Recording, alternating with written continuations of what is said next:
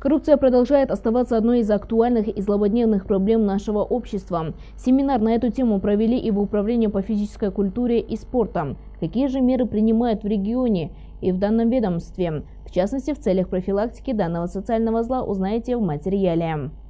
Участие в семинаре приняли главный специалист Департамента агентства РК по противодействию коррупции Айбек Ажибаев, сотрудники областного управления физической культуры и спорта, а также руководители подведомственных ему учреждений и предприятий.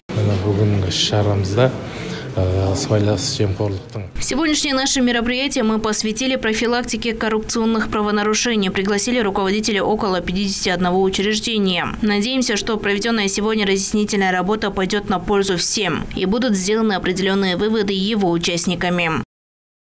В ходе семинара прозвучало немало вопросов и обсуждены были различные коррупционные риски. Выступили и представители Департамента по противодействию коррупции по Жамбылской области.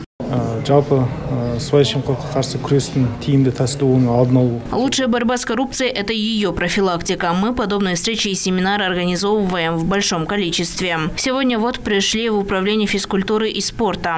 Каждый квартал проводим в различных отраслевых структурах и сферах.